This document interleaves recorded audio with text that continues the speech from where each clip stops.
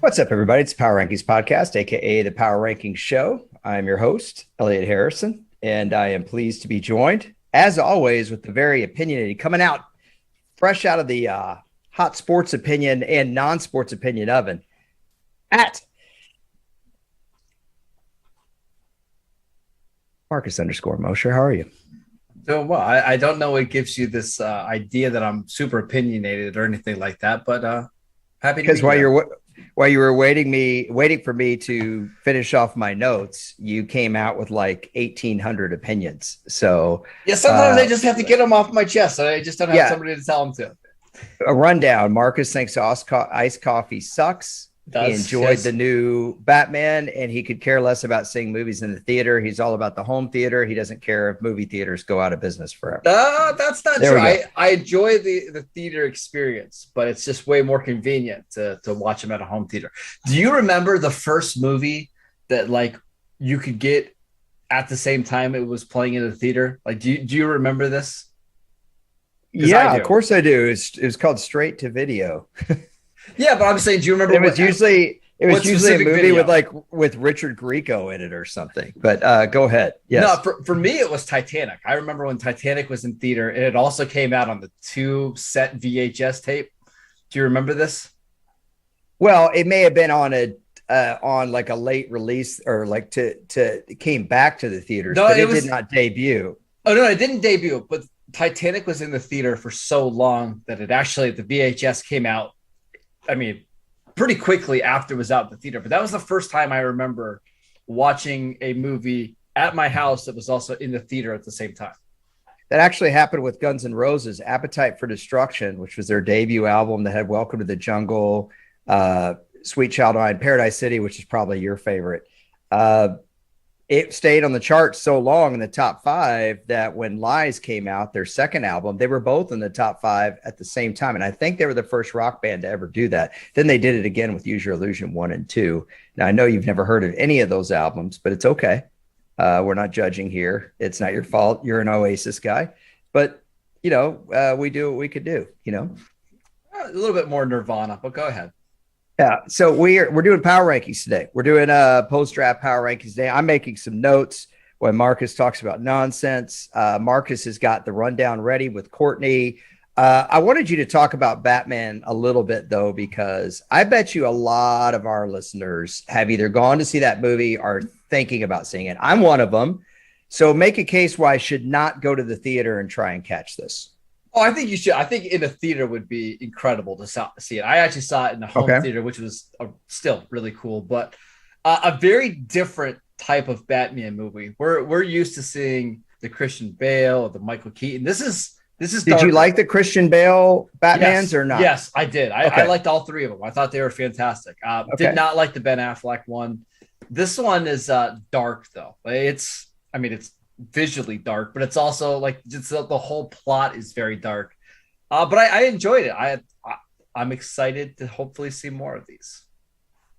Are you kind of getting a little bit tired of the superhero movies? I mean, they're so formulaic, and it just, I mean, and I know there's some people that are like, hey, don't hate on them as real movies because people keep seeing them. Yeah, I get it that people keep seeing them, but what's the demographic of the people that keep seeing them?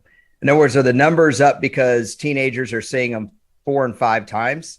In other words, I'd like to know how many unique visitors go to see superhero movies anymore. Yeah, so I'm not a big superhero movie guy. Like I didn't go see any of the Avenger movies. I haven't seen hardly any of the Marvel movies. Mm-hmm. So I'm probably the wrong person to ask, but I don't know. I've always had a thing for Batman. You've always had a thing for Batman. I don't know. I think Okay. the story's interesting. So what people in the know, people like in the biz would say is you're a DC guy. Yeah, but DC I'm not though. Comics. Like, because I'm not a Superman guy or I'm not Venom or anything like that. It's just I don't know. I picked my spots, right? Okay. Okay. Can we Was that talk a about football was for that a bad case to go watch this no, movie? no, no, I'm okay. Can we talk about football for a Sure. moment? We're going to get into Please, their power please. rankings. Schedule release supposed to come out here. To you, is this just much ado about nothing? Is this really exciting? How do you feel about it? Because I've heard both opinions on it. Most people don't seem to be that excited about it that I have seen, but I could be wrong on that. What do you think? I only care, like, for the Cowboys specifically, about 3 games, right? Who do they play in week 1? Who do they play on Thanksgiving? And who do they play, like, around Christmas time? The Cowboys will play the Eagles on Christmas Eve this year. They're going to play the Giants on Thanksgiving. And we don't quite know who they're going to play in week 1. But that's all I really care about, Elliot, because we know all the teams they're going to play. There's no surprise who they're going to play and where they're going to play. It's just when. And ultimately, it doesn't matter too much to me. And I know you were telling me on the phone when we talked earlier that you're really disappointed that Dallas and Philadelphia are playing on Christmas Eve. I concur with that. I don't think that's what people want to do on Christmas Eve. I don't think they want to watch football. I'm sure it's going to get a decent rating because people will have it on the background. Yeah. That's a different thing. That's the beauty of sporting events. You can put them on the background. You don't have to pay attention to them. Check the score in the second quarter, go back in the fourth. But I'd much rather watch It's a Wonderful Life on Christmas Eve myself. Yeah, I would. Me too. That's my favorite Christmas movie. That and Santa Claus too. But yeah, I agree with you. But the NFL didn't have much of a choice here because Christmas falls on I believe a Sunday this year. So who cares? So what? Okay, so what are the options? What do you do if you're in the NFL? Do you just say, "Hey, we're not playing games this week"? No, but I think the NFL. I think the NFL can move games to Saturday. I mean, fine. If they have to play it on Christmas Eve, they have to play it on Christmas Eve. I'm speaking more of what we saw last year when we had didn't we have a doubleheader on Christmas Day? Christmas Day. It's nonsensical. Well, also, I agree with ahead. that. Like, we don't have to have games on Christmas if it lines up where Christmas is on a Friday, right? Mm-hmm. Well, what do you do if you're the NFL, like in this year where it's on a Sunday? You can't move the games off of Christmas Day. You kind of have to play them, right? Right. Well, no, not right, because technically you could at least disperse some of the games to Saturday. You could play a doubleheader Monday night. You don't have to have all the games on Sunday like that. And it sounds like what they're doing. They're going to have 3 games on Christmas Eve this year. Also worth noting, how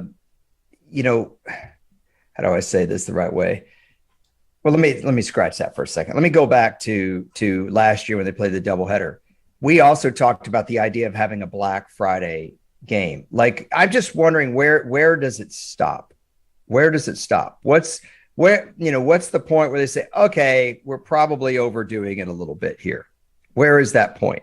I'm asking you. Probably we get to the point where we have games on Tuesday and Wednesday during the week as well, right? If there's a game on literally every day, that's where it gets to be too much. I mean, there may be a point of oversaturation here. We've talked about this on the podcast today. This isn't really the day for it, but I really wonder where that is, Marcus. I do, because it seems like the NFL is flirting with that a little too much. In my mind, by doing stuff like this, but you may have a different opinion than I do on that. But that's kind of how I see it. In terms of the schedule is a formula. So most people that are diehard football fans, they already know who their team is playing. Basically, the way the schedule works is you play every team in your division twice. Usually the back of your schedule is backloaded.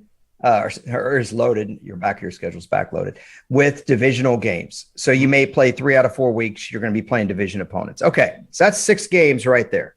All right. Then you play one division in your own conference, which rotates every year.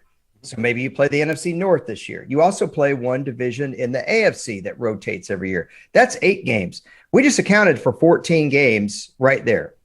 You play a random AFC team based on finish that's not in the division that you're already scheduled to play.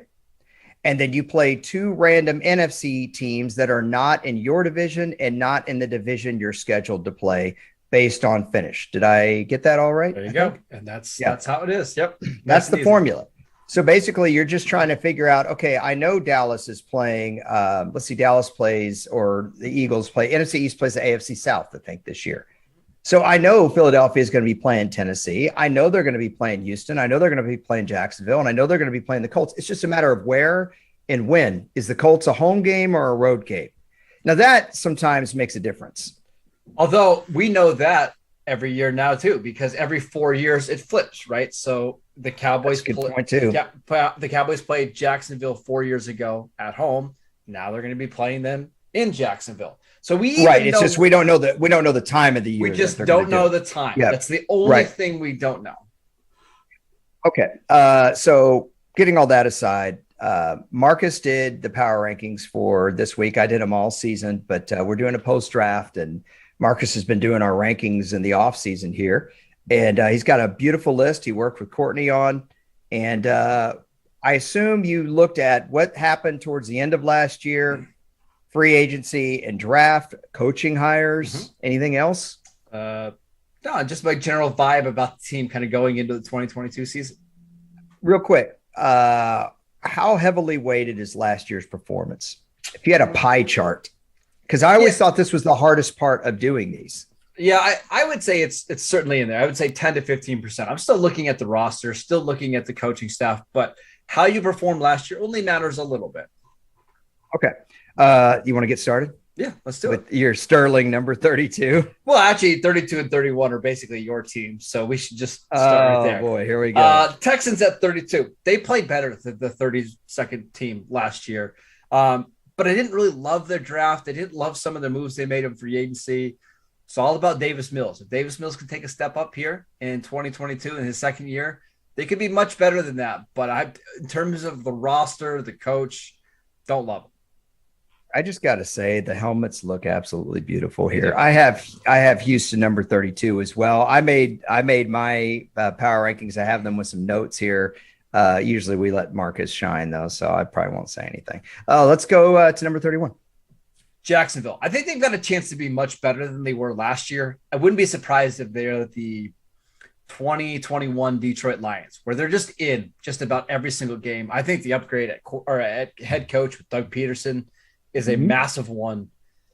But that roster's still not very good, Elliot. The offensive line's not great. Don't love the secondary there in Jacksonville. They're going to keep them there at number 31. I have them a little bit higher than you. I've got them 4 spots higher than you, only because they got established players. That doesn't mean they're all going to gel, but they are certainly stronger than they were. Now, look, man, if they play like they did against the Colts, then look out. But Trevor Lawrence needs to take a big step forward. Let's go to number 30. We are in lockstep here, my friend. Seattle Seahawks. Drew Lock versus Geno Smith.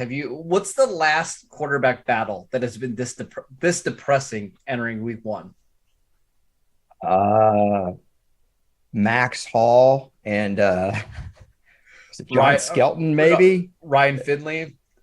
The 2010 Cardinals. I'm trying to remember who was duking out. I think it was John Skelton. Maybe. Yeah, maybe. Was it? Didn't they have St. Pierre? Wasn't that another guy? Brian St. Pierre. Yeah. I don't know if Derek Anderson was on that team. I don't think so. Yeah, that would be the one that comes to mind for me. Yeah. Yeah, it's that not was great. When Kurt Warner retired, everybody. There's a real chance Seattle finishes with the worst record in the NFL this year. Yeah, I've got them 30 as well. Okay, 29. Your Carolina Panthers with Matt Rule. Big season for them. They're going into the season with Sam Darnold as their quarterback. Maybe. We'll see if the Baker Mayfield stuff ever comes to fruition. But, man, cannot be all that excited about what the Panthers did this offseason. You are more positive, Perry, than me on this team. I have them 31, my friend. So there we go. All right, let's go to 28. This is one of the toughest ones for me because I really believe in Justin Fields, but I don't really believe in the rest of that Bears roster. I hated some of the moves that they made this offseason. They didn't really get him help on the offensive line. In fact, they lost their best offensive lineman in James Daniels. They didn't bring in a veteran receiver of note. Bears at 28 are hard for me, man. Yeah, I put them at 26. I think I like the coaching hire a little bit better than you did, Matt Eberflus, but we're pretty much, again, in the same area here. Next up is a team that we're also pretty close on. Yeah, it's the Atlanta Falcons at 27. They've traded Julio Jones and Matt Ryan in back-to-back off seasons. It's a clear reset for them right now. I do like Marcus Mariota a little bit. I like the pick of Drake London. They got Kyle Pitts. I think the offense could be maybe surprisingly competent. The defense is not going to be very good. So they come in at 27. Yeah, so I have Atlanta at 28. I'm right there. I like the fact they got Marcus Mariota and have a veteran quarterback, but I don't see them competing at all. I think the NFC South is about two teams, and that's it. Okay, next up. New York Giants. I love the first two picks they made in the draft with Kayvon Thibodeau and Evan Neal. Rest of the offseason is not great. They have one of the worst secondaries in the NFL now that they've moved on from Jabril Peppers. They cut James Bradbury. I'm interested to see what Brian Daboll does because I like him a lot as a coach, but they're probably at least a year away from contending. I've got them almost exactly here. I have them at 25, and this is really about Brian Daboll. For me, I really liked that coaching hire. I'm putting a little bit of confidence in him that maybe they can win. Maybe they go 7-10, but even 7-10, they're going to end up right around this area. Okay, let's go to 25, where I have the Giants, but Marcus has the Washington Commanders. I like a lot of parts of this roster. Like, I think the defense could be pretty good. I think the secondary is going to be improved from what we saw last year. I just don't get the Carson Wentz thing. You've now had two teams move on from Wentz in back-to-back years. I'm not sure he's an upgrade over Taylor Heinicke, yet they paid quite a big price to go get him. I just don't see it. I debated the Commanders at 22 or 23, so I have them just a little higher than you do. I think I might swap them to 23 because I agree with you and move my 23 up to 22. All the things you just stated, I didn't love the move myself.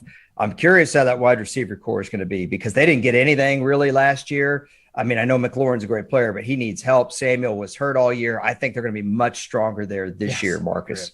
I agree. Jahan Dotson, first-round receiver. You pair him with Dyami Brown, who they took in the third round last year. If Logan Thomas could come back healthy, he missed a lot of time last year. It's a pretty decent, skill position group. All right. We got it flipped here. Number 24, a team that I'm pretty high on. Yeah, the Detroit Lions. I love what they've done this offseason between signing DJ Chark, drafting Aiden Hutchinson, trading up for Jameson Williams, who I think is the best receiver in the draft. I think they've done some things to help them be more competitive this year and actually close out some of these closer games. But they're still a ways away from being a playoff team. But I do like the moves they've made. They're on the right track. This is the team I swapped from 23 to 22. I put them over the Commanders. You have them over the Commanders. I'm just a little higher on the Lions than you, like just by 2 spots. But for the most part here, man, you and I are in lockstep on just about every team. Let's go to 23. That's the New York Jets. I think they have a potential to be like what the Miami Dolphins were last year, where they go 9-8 and they just beat up on all the bad teams, but they struggle against the playoff teams, right? I think Robert Saleh is a good coach. I love what they've done to their defense. I love that they're adding weapons around Zach Wilson, but they really need to see Wilson take a step before they can be an actual playoff contender. Hey, they got Laken Tomlinson in free agency. One of those moves that people didn't really talk about that much. I know that's not the biggest thing. I think the great draft they had, but in terms of helping them day one, I think that probably helps them day one more than any other move they made. And then you hope the draft picks. I had a hard time with this. I have them at 29. And the reason is I think they had such a great draft. I'm thinking of heading into week 1, right? Will the Jets finish higher than 29th? Probably. I just need to see something from Zach Wilson and those rookies that we think are going to be good, Marcus. But I'm with you in spirit here, even though my ranking is not the same. Let's go to 22. Yeah, this is a tough one, the Steelers, because I think that defense, if they can stay healthy, especially up front, can be a top 5 unit in the NFL. But what are they getting at quarterback? What are they getting at their offensive line? I don't know. I wouldn't be surprised if Mitchell Trubisky starts the first half of the season. I wouldn't be surprised if they go 9-8 this year, just because they have that culture there. But this is not a team that's a legitimate contender. Well, a couple things here. Number one, I think Mitch Trubisky is going to give them some valuable mobility. Najee Harris should be a top 5 pick in fantasy, irrespective of PPR. I know he is because of PPR, but I actually think running the ball, he's going to be more valuable this year than he was last year. I had them at 22 initially in my mind. I moved them down to 24 to make room for the Lions and the Commanders, because I do think the Commanders are better at quarterback, even if you don't like Carson Wentz. But that's my list. We're doing yours. What do you got at 21? Minnesota Vikings. Man, you go through this roster. It's hard to find a weakness for this team. And then in the draft, they had like 5 picks inside the top 100. They added a lot of depth. It's just something about this team makes you feel lukewarm about them. And I don't know if it's the quarterback. I don't know necessarily think that's the case, but why aren't I more convinced about this Vikings team? Bro, I have them so much higher. I wanted to take one risk on one team. I think this is a team that's going to have a really great regular season. And then I think they're going to lose in the playoffs. but that's 6-1 to win the NFC North. Are you in? Yeah, I would do that. I think this team could easily go 11-6. Now, I'm not looking at their schedule right now. So if they have a really hard schedule, maybe it's 10-7. But yeah, when you look at consistency of roster, you're going to be hard pressed to beat these guys in terms of that. That doesn't always win, though. You do need star power. We've talked about that a lot. It's kind of like a dynasty draft. Yep. Okay, you're number 20. Let's see. Wait a minute. That was 21, right? Yep. At 21, I had the Miami Dolphins, which you have much higher up. So, yeah. Okay, cool. The New England Patriots at number 20. This is a team I really struggle with because, it's Bill Belichick, and you just think that defense is going to be really good because it's always really good. And they made the playoffs last year despite a horrific start. They have a second-year quarterback in Mac Jones, but I don't know. I don't love their playmakers on offense. They lost Ted Karras on the offensive line. They traded away Shaq Mason. Dante Hightower is a free agent. They lost Kyle Van Noy. The defense looks so slow in the playoff game. I don't know what to think about them, Elliot. I have them much higher. I have them as a wild card team. I'm betting on that coaching staff, and I'm betting on the second-year development of Mac Jones. I think he could take a big step forward, but a lot of that is based on confidence of past performance. Marcus is just about confidence at looking at the roster, and I can't disagree with you there, even though my ranking is they're far higher for me. I've got them 11.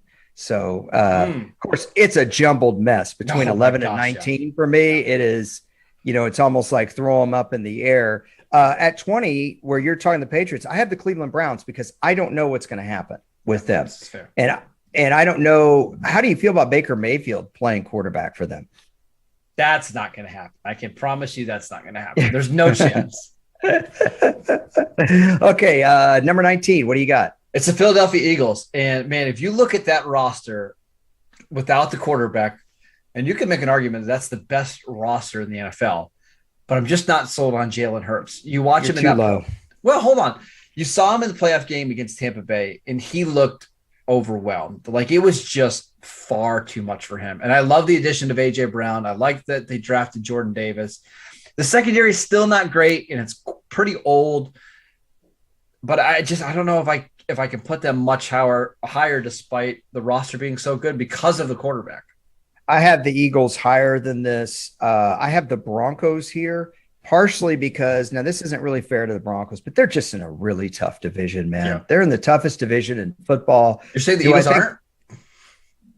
Yeah.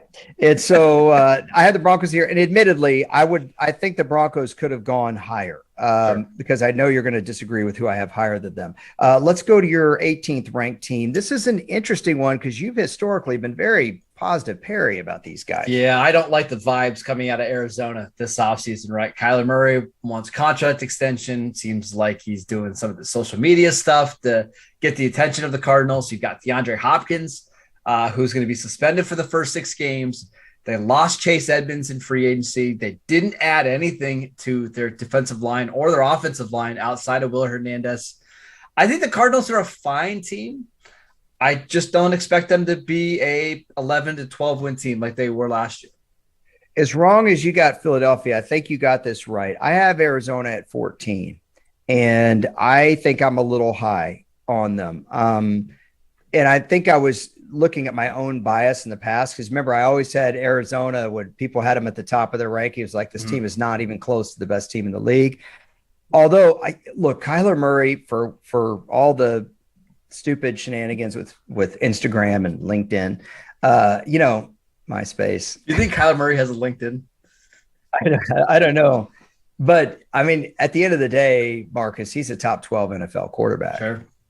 So that puts them instantly because the NFL is so heavily weighted. You guys, if y'all listen to our podcast, I don't like that, but I still have to acquiesce to the idea that the quarterback is so important. Let's go to your 17th. Well, really quick on the Cardinals. One of the things you're right about Kyler. I just don't like how old that team is. Like I don't either. JJ Watt's pretty clearly in decline now. You're relying on it, AJ Green and Zach Ertz and DeAndre Hopkins, who started to look a little bit old last year. James Conner, who's never really stayed healthy in his career. That's a team that I could see really fading down the stretch again, like they did last year. I agree, but I don't know how you put this team over Philadelphia with what you just said about both of them and not over your 17th team. I'm a little bit bullish on the Miami Dolphins. Yeah, I'm really excited. Yeah. Partly because I really like Mike McDaniel.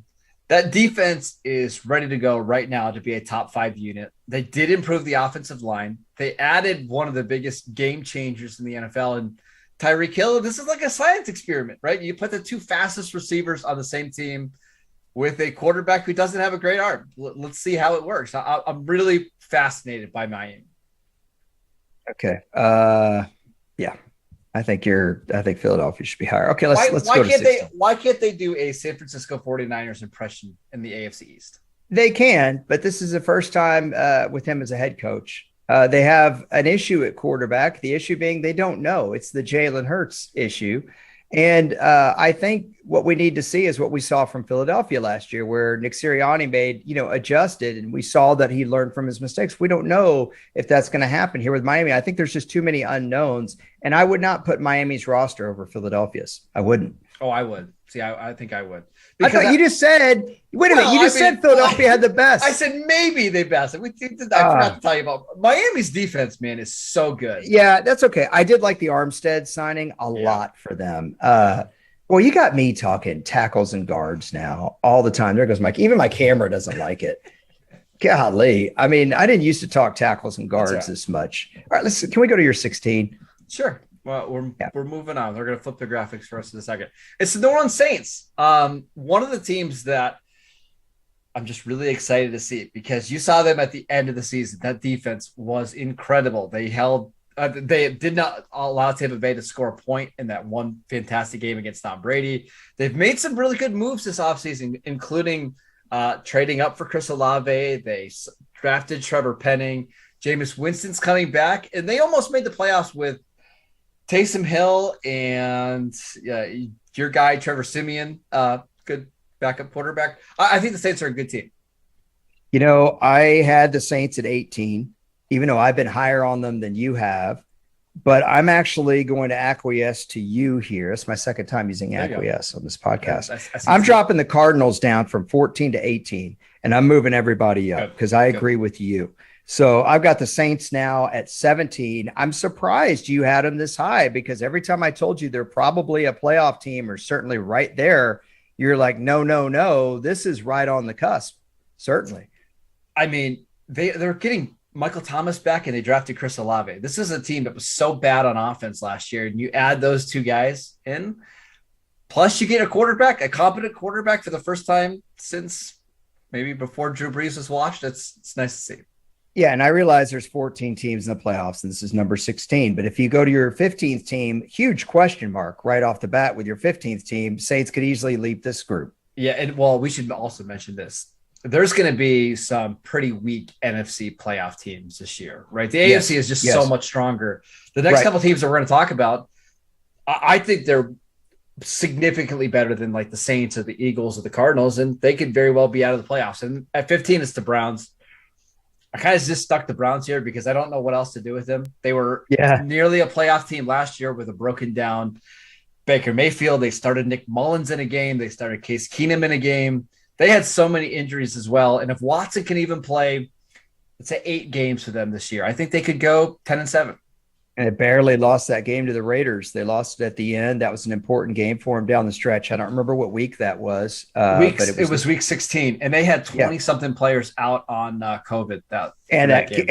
And Carlson had to win it with like a 50-yard field goal or something. Yeah, it took a pass interference call at the end of the game for the Raiders to have a chance to win that one. Yeah.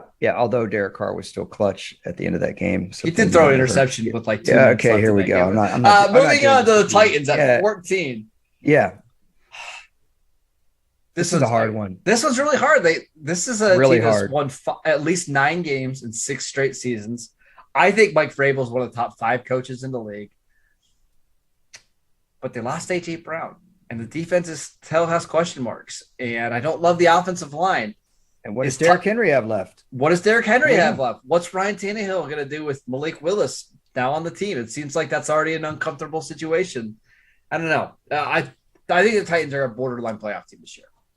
Yeah, I didn't love the Malik Willis pick because I think if Tennessee had used that pick on a guy that could contribute now, it was better because they have, I mean, look, this is a team that had a home playoff game last year without its best player for most of the year.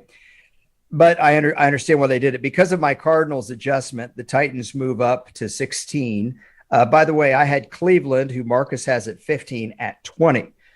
So I'm a little bit lower on these guys than you. The Titans were really close for all the reasons you just mentioned. Let's go to your 13th ranked team.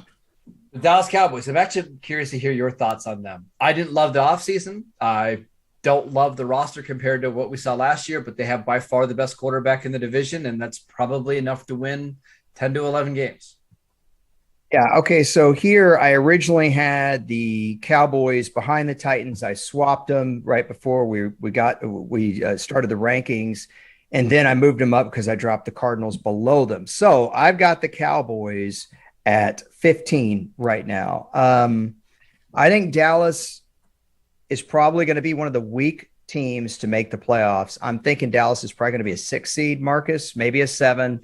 I think Philadelphia Eagles win the division then, huh? I have Philadelphia winning the division. I just don't know if the NFC East will send 2 playoff teams. My guess is they will because they get to play each other and they get to play the AFC South, which means Houston, Jacksonville, a weaker Tennessee team than in years past. And admittedly, a strong Colts team, but not a behemoth. Dallas can beat the Colts. If the Cowboys go 3-1 in the AFC South and they go, let's say 4-2 in the NFC East, we're talking about 7 wins right there. Yeah. But they are playing a first place schedule, my friend. So that means their random games are, first place games. Yeah. They have games against the Bengals, the Packers, the Rams, and the Bucs this year. They could go 1-4 right there. Oh, easily. Yeah. I think they'll probably go 1-3 there. That would give them 8 wins. So then it's how they do against the NFC division they're playing, which I think is the North this year. No, is that right? Yeah, the North, because they'll play the Bears and the Vikings. And they could easily go 3-1 in that division. Yeah. So the Cowboys could limp to a 9-8 or 10-7 record. And that'll be good enough to get the playoffs. That's what I think of them. I think losing Randy Gregory was really, really big for that team because if Micah Parsons is now not going to get the gift wrapped matchups and he's going to have to prove it against really elite players. You're smirking at me. I'm not saying he won't, why are you laughing at me? No, I think the Cowboys, am I wrong? No, I think Dan Quinn's smart enough to know that that's probably not the way to use him. Right. I understand. I don't know if Cowboy fans do because they don't realize that, hey, going up against a blocking back or a guard is different than going up against, Trent Williams. And so watch the Cowboys games from last year. I'm sorry. I'm being a meaning. I got in an argument over Twitter with Cowboys fans about this. Randy Gregory is always going up against the left tackle. It's just different. Okay. Let's go to your number 12. We're pretty much in lockstep here though. I mean, we're very close. Yeah. Small arguments. The Raiders at 12. I love the moves the Raiders have made this offseason. Me too. Bringing in Chandler Jones, trading for Devontae Adams, even somebody getting a corner like Rock Ya-Sin. I still have questions about the secondary. I think of all the teams that are probably going to be in the playoffs, the Raiders have by far the worst offensive line. And I think that's going to matter when they get into these games against like the Chargers, who have Khalil Mack and Joey Bosa, or they're playing the Broncos. I think this is a much better Raiders team than we saw last year, but I wouldn't be surprised if that's not reflected in the record. Interesting. I cannot believe you have the Raiders and Saints higher than me because I've been very bullish on them the way you are with the Dolphins. Because we're going into a new season, Elliot. This is not what we saw last year. I have the Raiders at 13. Okay. So you see Marcus 16-12. Marcus has got Saints, Browns, Titans, Cowboys, Raiders. I have Titans, Cowboys, Eagles, Raiders, and my 12th ranked team is your 11th ranked team. So why don't you talk about them? Yeah, I've actually really liked the offseason that the Colts have had. Not only upgrading from Carson Wentz to Matt Ryan, but also bringing in somebody like Yannick Ngakoue that gives them some more speed at the defensive end position. I like Gus Bradley a lot quite a bit. I think he's a good defensive coordinator. Forgot about that. Yeah. I forgot about that. Yeah. Keep going. And I don't know if he's going to turn them into a top 5 defense, but there's a lot of talent there. So I think this team is going to play really good defense. They're going to run the ball. And I think Matt Ryan, with that offensive line and those playmakers, is going to be good enough to probably win the AFC South. Well, let me ask you about that real quick. Do you really feel confident about his passing game weapons? Yes. In terms of the other playoff teams? Yes, because he's just not going to be asked to do as much as some of the other quarterbacks are in the division or in the conference, right? He's going to be asked to be lots of play action, use the tight ends over the middle of the field, and hit Michael Pittman, 3 or 4 times down the field. That's it. I think you're going to see Matt Ryan go more into a game manager role here with the Colts. I just wish the rest of the receiver core was stronger. Yeah. Marcus, I'm not saying this is an awful group. I just say that's, to me, is one of the weaknesses of this team. I like the running game. I like the quarterback. I like the defense. I won't be surprised if this is the team that adds a receiver this offseason. Like, for example, Julio Jones is still sitting out there. He's got quite the connection with Matt Ryan. You could bring in Julio and have him be the number 2, number 3 receiver. And I think that would make a lot of sense. I wonder about the offensive line a little bit here, but we're pretty much, we're in lockstep. I had the Colts 12. He's got them 11. I have the Patriots, incidentally, at 11. I'm much higher than you. Mm-hmm. And that's really more about confidence in the history of that team, Mac Jones' development, and that what we said, 11 through 19 is a jumbled mess. It's a jumbled wild card mess. I could see the Patriots being a wild card, but I might be too high on them. Let's get to your top 10. It's the 49ers at 10, and they have the potential and the talent to be much higher than this. But what's going on with Jimmy Garoppolo? Are they going to be able to trade him? Do they not want to trade him? Because the longer that they keep Garoppolo, the more it has me thinking that maybe Kyle Shanahan wants to play Garoppolo this year over Trey Lance, and they don't think Lance is ready. If that's the case, I might even be too high in the 49ers because they had to win so many games last year in spite of their quarterback. And bringing back Garoppolo coming off a shoulder injury has me really nervous. Well, see, to me, that's actually a strength. So I have the 49ers much higher than you. I have the 49ers at 6. And when you get in the top 10, that's a significant difference. They played that well with Jimmy Garoppolo, I think, playing below his ability last year and also playing banged up.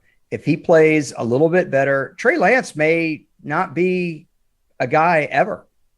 They may see what they see in Trey Lance and realize we missed this pick. It's possible. We keep talking about it like it's going to happen. We have no idea if it's going to happen. If it does happen, though, look out. If this guy ends up being really good, look out. This is a Super Bowl team. But either way, I had them at 6. At number 10, I have the Ravens, who I haven't seen yet. So I don't know where Marcus has them. I'm guessing Marcus has Baltimore at 7. Okay, your number 9 team. You are high on this team. Wow. Yeah, it's the Denver Broncos. I love the addition of Russell Wilson. I love that secondary. The secondary was really good last year. This is one of the top 2 or 3 defenses in the league last year, despite having a pretty young secondary. We're going to see Patrick Surtain take a step up. I love the addition of Randy Gregory, who you mentioned before. That defense combined with a quarterback like Russell Wilson, this is a top 10 team for me.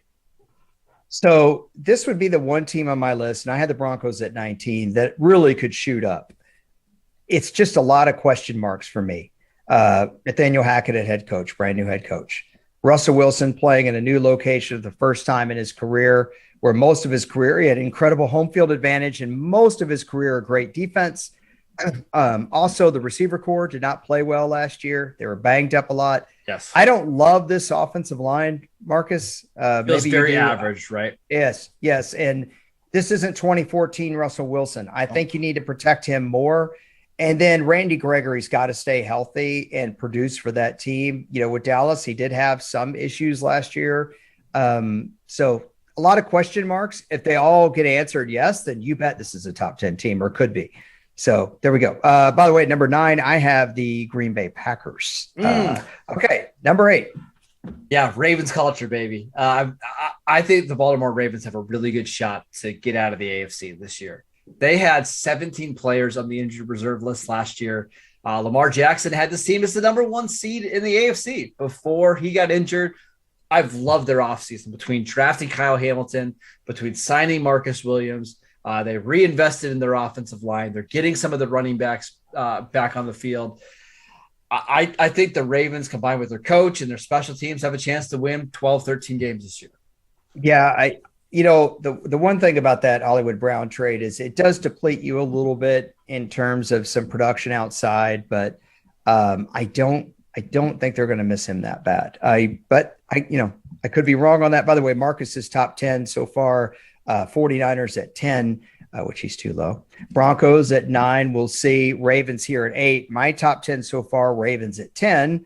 I've got the Packers at 9. Yep. And at 8, I had the Minnesota Vikings. This is one of the biggest discrepancies on our list. I think the Vikings roster, as you already pointed out, is great. I think Kirk Cousins is much maligned. I think he's better than people realize that he is. That doesn't mean I trust this team in the playoffs, though. I could easily see this team going 11-6 and then getting one and done. But that's what the 8th ranked team is, isn't it? Yep. It's a team that gets a first round bye and gets beat. Speaking of which, Green Bay Packers, they're very familiar with this situation. Okay, number 7, Packers. Go ahead. Packers. I think they have a really good chance to have the number 1 defense in the league. Like top to bottom, that defense is so good. And they drafted 2 guys in the first round this year, Quay Walker and Devontae Wyatt, who might not even start for them. They might just be rotational guys as rookies. I think this defense is going to be incredible. I think they're going to be able to run the ball like crazy with Aaron Jones and A.J. Dillon and that offensive line. I just worry about their ceiling in the playoffs. When you're relying on rookies and an old Randall Cobb to be your main guys in the passing game, I just have questions about them. I would not be surprised at all if they're the number 1 seed in the NFC, and it's a very similar situation to what we saw the last couple of years where they get bounced in round 2 or round 3. I don't think they're going to win the division. So okay. I think it's going to be really tight. It's going to maybe they eke it out, but I don't see them being the number 1 seed. So you've got Green Bay at number 7.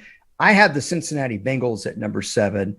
We'll talk about them when we get to your ranking of the Bengals, which we're not there yet. This is another huge surprise for me at number 6. Go ahead. Why is this a surprise? The Los Angeles Chargers, do you not think they'd be higher? So going into this, I was absolutely sure that you'd have the Chargers higher than me, the Saints lower than me, and the Raiders lower than me. You had the Saints higher than me. You had the Raiders higher than me, and you have the Chargers lower than I do. So I am shocked at this. All right. Okay. I've got the Chargers at 6. I don't feel like that's super high. I can't believe you have them behind the 2 teams that you do, but we'll go ahead. We'll talk about that. Yeah. Love the moves the Chargers have made this offseason. J.C. Jackson was a steal of a signing. Trading for Khalil Mack was perfect. And they have one of the best draft picks in the first round in Zion Johnson. This is a team that I think now is ready to compete for a Super Bowl. They weren't ready there last year because the roster was so bad from 12 to 53, but they're just a much more balanced team compared to what we saw last year.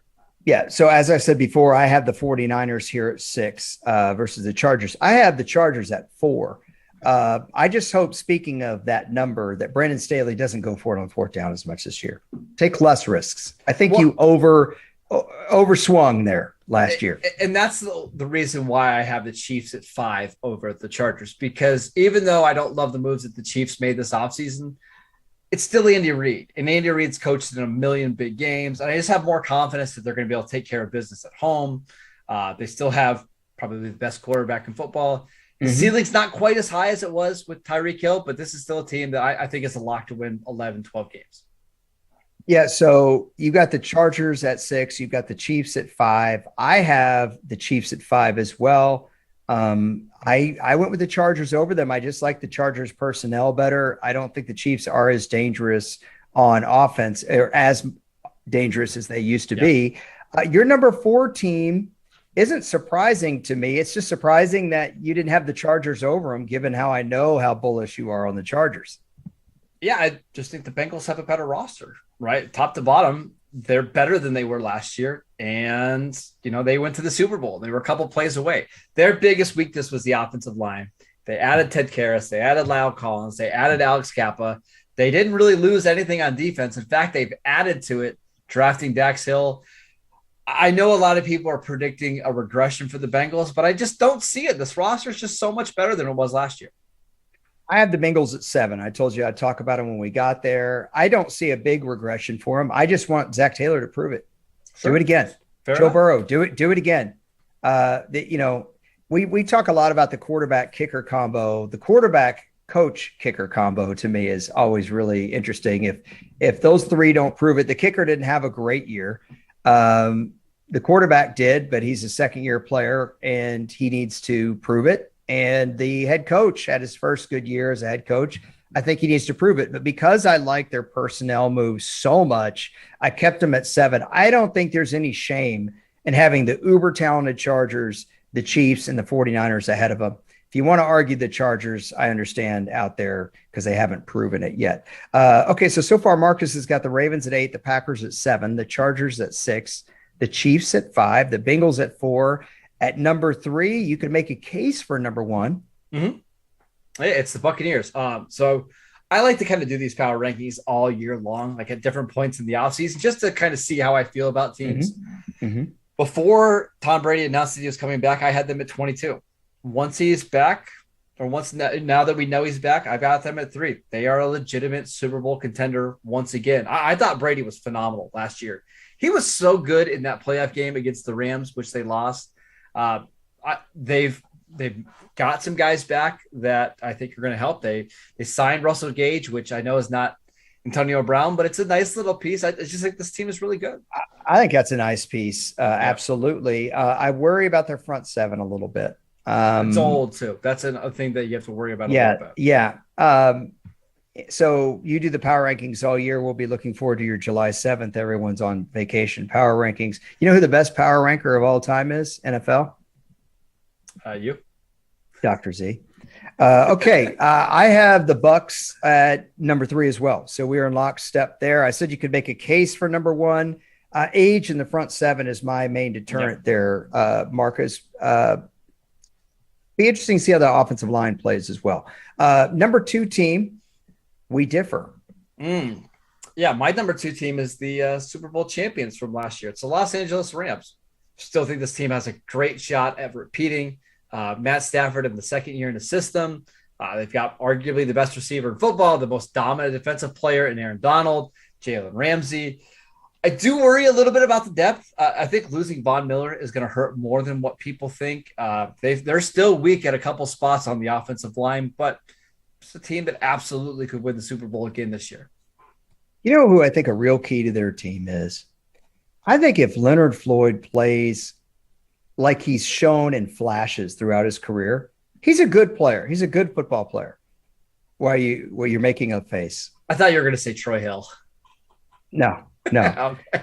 But if he plays, kind of over his head a little bit, not a lot, I think it just make a huge difference for that team. And then the trade of the century, Troy Hill for a 5th rounder next year. By the way, I almost moved Cleveland up because I really thought their 5th rounder next year would help them this year. So this is my 4th surprise. I told you I was surprised that you had the Saints lower than me, surprised that you had the Raiders lower than me, surprised I was higher than you on the Chargers. I'm surprised, I should say, that I have the Bills where I do and that you have the Bills where you do. Where do you have the Bills? I have them at 2.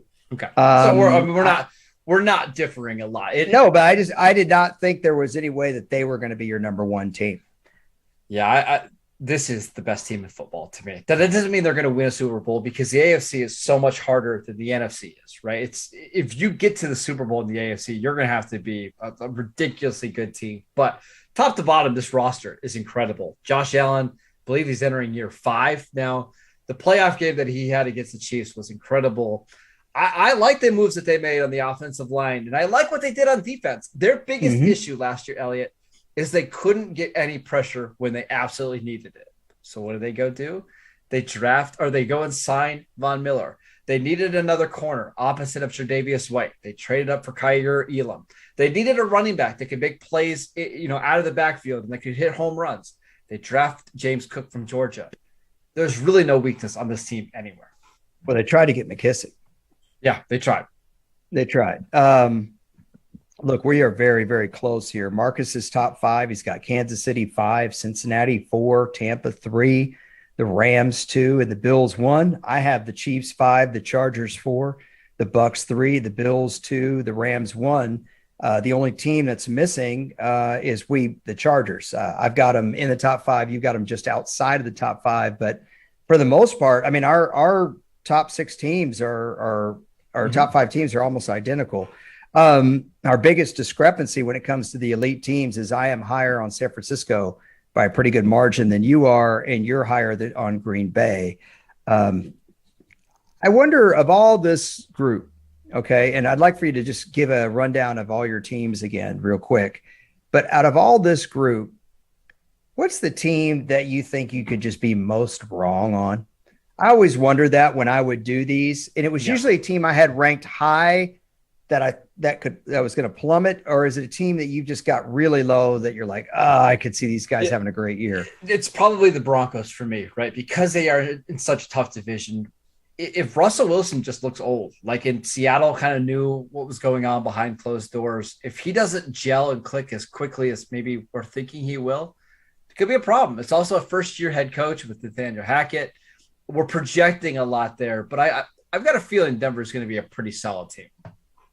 Yeah, I'm looking at 2 of mine. Having Miami as low as I do, in the low 20s, I could see them having a really great year, especially if New England drops back a little bit and Tua plays up to his potential. It's really hard to put the Pittsburgh Steelers at 24. Say what you want about them. Even when they stink, they're 500, and their defense is good. And what if Mitch Trubisky plays his butt off?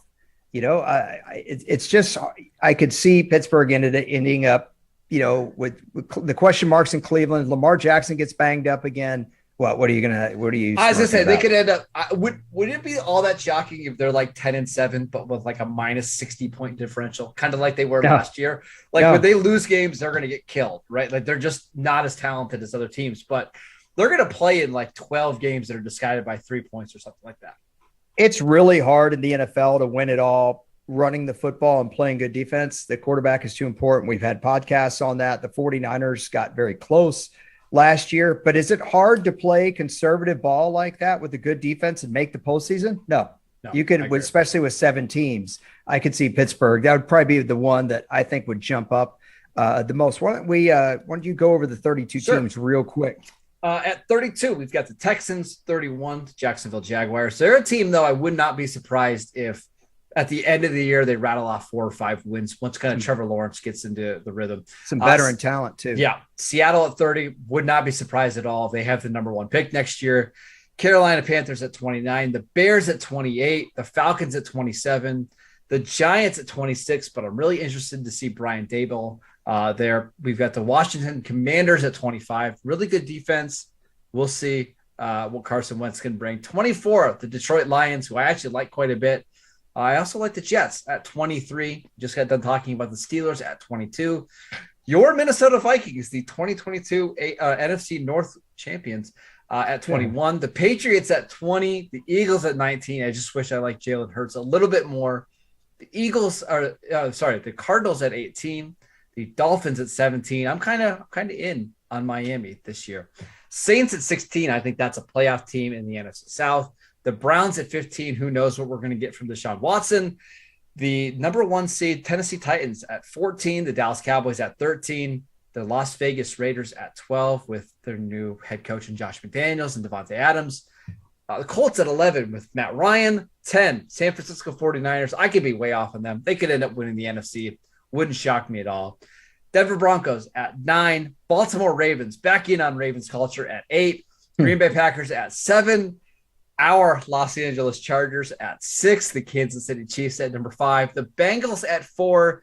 2 NFC teams, and the Bucs at 3. The Rams at 2. And then the Buffalo Bills at number 1 overall. Yeah, as you went over the list, our biggest discrepancy in terms of rankings are the Vikings and the Patriots and the Broncos. Those are the 3 where we're a lot of spots off. Vikings are the biggest. The one, and I know you're like totally rooting for the Dolphins, but I am. I think the team you got the most wrong here again is Philadelphia. There's no way I'm putting them that low after Arizona. I think Philadelphia is a playoff team, even if Jalen Hurts plays exactly the way he did last year. And you would think he would at least make some incremental improvement. Also, the head coach isn't going to make the same mistake where he wasn't running the ball like early last year either. So that might be good for an extra W for that group. But as always, I give you the last word. Nice job on these rankings. What do you got?